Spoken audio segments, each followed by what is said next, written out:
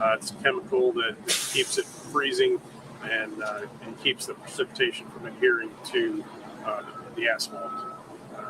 And then we'll start salting. It's like Saturday morning, and then once the accumulation gets above or at 2 inches, we'll start dropping the plows. Yeah, just lessons learned from last year. We did some had a consultant come in, did a report. We talked about that a lot. The mayor has invested a lot in the recommendations from that report. So we've made equipment upgrades. We're making sure that our staffing is where we need it to be. Bill talked about the brining. We've done more of that this year than maybe several years combined. And so we have a significant snow event coming in. We just caution folks to take their time. If they have the ability to stay indoors, stay in, let the crews that do an amazing job for Metro, let them get out and do the work that they do. Also, if you can exhibit some patience, that would be beneficial. If you're around our trucks, give our trucks and our folks plenty of room to do their work. It's going to be, potentially an intense event, but we are going to work it through the completion of the event. We're going to pull every resource that we can to address it. Like I said, this is potentially a historic snowfall. So, just keep that in mind. Again, show some patience and give yourself plenty of time. Always have a plan in terms of, if you're leaving the house, if you're on the road, make sure you have supplies and things to have with you in case you get stuck somewhere or something happens. But again, if you can stay off the roads this weekend while we're doing this work of treating, that would be the preference. Also, we have, in addition to our equipment, we have a contractor on standby. So we'll make that call probably in the next 24 hours to get them out here to help us clear additional roadways. Yeah. And then one last thing I would like to add, there have been questions about cars on snow routes. We will be working with LMPD to talk about that. If you please move your cars and vehicles off the snow routes, especially the emergency snow routes. That's critical to make sure that we can do the work, clearing the roadways and getting that snow off the road and out of the way. And then 2, it will prevent vehicles from being snowed in when we come through and plow. So just another reminder, if you're on a snow route, please move your vehicle before we start treating for this event. Questions? There is a possibility that sleet could be a big component to this storm. How does this change your approach? The sleet, I don't think that changes our approach that much. If you're talking about freezing rain and ice, on the call earlier, it looks like a lot of that will be hitting the southern part of the state. So it's the probability of us getting any freezing rain or ice is low compared to per the National Weather Service. I would just say, add to that, this is never changing. It seems like prediction, so we'll keep an eye on it. The big won't change necessarily how we approach it, but it might change the timeline, of how long it takes for us to get roads treated, depending on what that precipitation looks like. If it's snow, if it's ice, or if it's a mix. So that could change how long it takes us to get through those routes and do that work. The temperatures are supposed to be single digit below. Yes. I know that affects how the salt works. Yes. What's your approach after that? Yeah. So, the temperatures dropping does make things more challenging. Again, I think that will be more of a a situation where we'll evaluate it as it happens. It might change our approach from, for example, putting a bunch of salt down if those temperatures are really low versus just plowing. So we'll make some operational decisions based on that. And again, just ask for patience, because depending on how much falls and what kind of precipitation falls, this could be a significant event for us in terms of time for us to treat it. But we're dedicated. We have a great team that is working on this, and we have great resources that we are pulling in, and we will we'll work around the clock until everyone is ready to go, and things are back to a state of somewhat normalcy.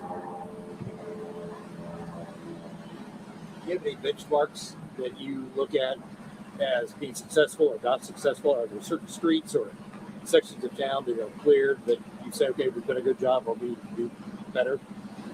Well, in terms of benchmarks, I mean, what's challenging about the question is every event is different, and so what falls in the northeast part of Metro might be vastly different than what falls in the southwest. And so what we will do is, in the event, we'll see how things are progressing in terms of our routes getting completed. There are areas that seem to be hit harder, and so we'll adjust resources based on that in the event, and try to make sure if there's a spot that is more challenging, that we're applying more resources to those areas. I think the number one benchmark for me is no crashes, no serious injuries, no fatalities during a snow event like this. I mean, we want everybody to get to their destination if they have to go out, get there safely, get home safely. That's my benchmark.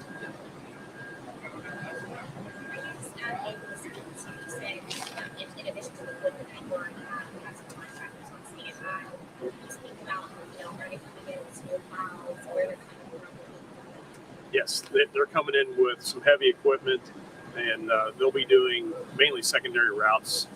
They're helping out with secondary routes, and maybe some ad hoc stuff as well. There's been some question about the supply. I suspect you guys have got enough to get through this storm. If it becomes a longer term event, do you have snow to keep up with the rest of it and through the rest of the winter? Yes. So question was about salt supplies. So yes, we have, for example, in the domes behind us, those are our above ground storage facilities. Those are almost fully loaded, and then we have a reserve, longer term, larger reserve that we can pull from. And then after the last series of events, we refilled the reserve as well as the domes. So, even if we run through the salt in the domes above ground, we have the ability to pull from those reserves, and we're not, at this point in time, we're not concerned about that.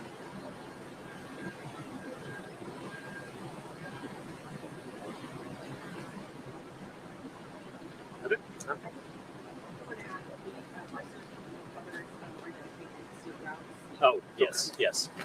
Yeah, it's important to note we have online, we have our snow routes mapped, and it's not exactly real time, but as those routes get in progress and completed, that information is shown on the map. Our snow team is dedicated to addressing those routes that are on the snow map, and so there are some questions from time to time. We do have home rule cities in Metro or in the county that do snow removal. So the guide for which routes Metro does is shown on that snow map. if a city-owned plow or a plow owned by a contractor hits somebody's car, who do they contact? So the question was about if a snowplow damages a vehicle or a piece of property. So first of all, this is it's a human effort. The intent is to go out and have a perfect run and never have an incident. But you are talking about bad weather and sometimes slick conditions, and so that can happen. So our staff is instructed to stop and note that, and then we will have. If you have a claim, you can call that in. I think the 311 Metro 311, and then we'll have a team that will come out and address it, and make it. We don't want that to happen, but we will make it right when those situations happen. If we can send out a supervisor at the time, we will do that. Just due to the weather, we may not be able to have a supervisor go out to that scene. And so, yes, we definitely encourage calling 311. Our drivers, like Wes said, our drivers are responsible. It wouldn't be the first time, and they've self-reported before, and just so we have everything. It does happen every once in a while. So I have the reference. yeah, and so we'll definitely take care of that.